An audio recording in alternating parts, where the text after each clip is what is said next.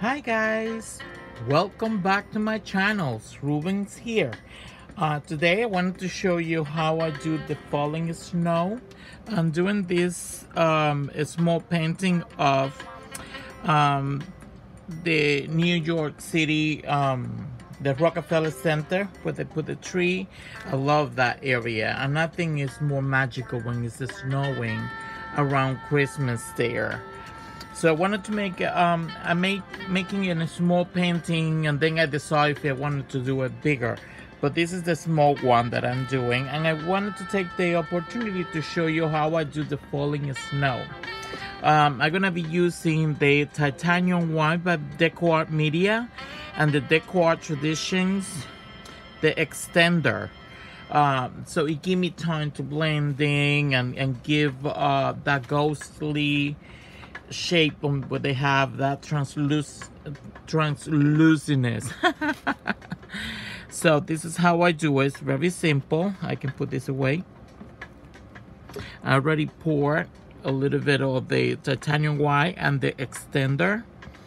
So I like to use two different brushes. One more to use the translucent one. Snow are very unpredictable. Some more translucent, some more opaque, some more bright, some more see-through. So I like to put a little bit of the extender. The more standard you put, the more ghostly will be, more transparent. But I don't need it to do too transparent. I don't want to charge too much paint in there, so after I mix it, kind of wipe it and roll it round to create a point, and I just want the paint to be on the point of the brush. I'm using a round brush. This is the number 2. So you can make this is for the transparent one. You can make rounded one. Even the most of them, they look round. They really different type of shape, but mostly in the round family. And then not all of them are super bright, so some you want it to be ghostly. And then once you have those ghostly, sometimes you want to enhance some of them and make them bright, but you don't want it to have a very harsh edge. You want it to have that softness, so they look like nice and fluffy. So then you take your other clean brush. This is also a number 2 round. So let me take more of the more opaque part of the paint, and then sometimes you want to just like touch with the tip and kind of go slightly round, but just a little bit, and let some of the paint drop to create like a tiny little pool when you want some of them to be more pronounced. You can go, the one that you did ghostly, you can go back to those, and then you can give a very intense drop right in the middle so they look more realistic, but the edge is a little softer. So you go right in the center. Sometimes I like to use like a light grayish blue first, like ghostly, or even pinkish, or even golden with a touch of gold. And then I go with the white in the center, because sometimes the snow reflect the colors around it and the light around it.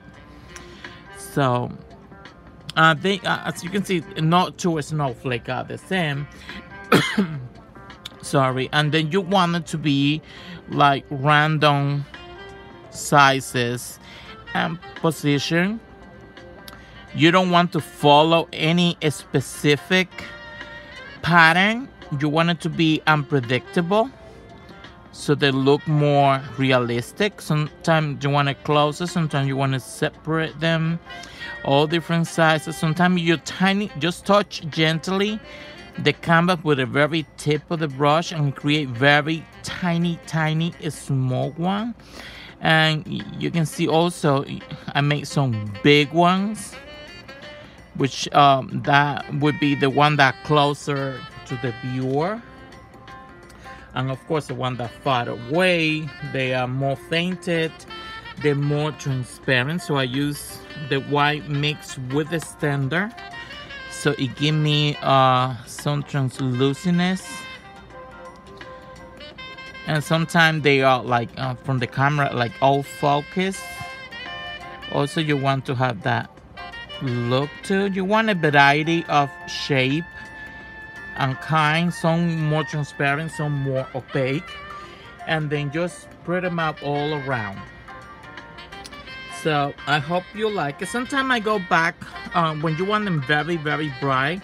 After they dry, the drop that I make, sometimes I go back to the one they already made, and I go into the center, and actually sometimes I go back like up to 5 times to make that center really, really bright. See, this one can use a little brightness. It's a little dull. You see, this one have like a little bit of pinkish around it. Like, to put a little bit of transparent color around it is actually very good, because they reflect the lights around it. Sometimes they look golden, bluish, purple, all different color, depending what kind of illumination they have around. So, and then look how nice they look in the car.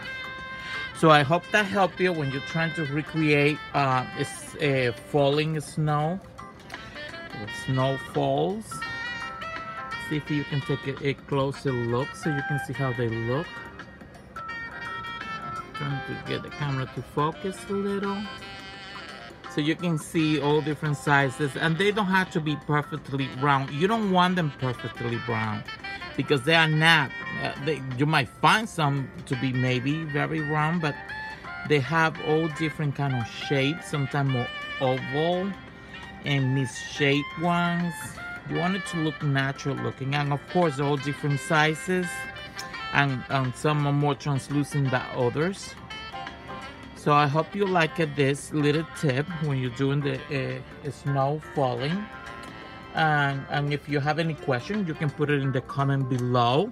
I'm gonna be giving a lot of small tips in small videos, like targeting different situations. And anything you want me to put in here or explain or do a tutorial, just let me know in the comments.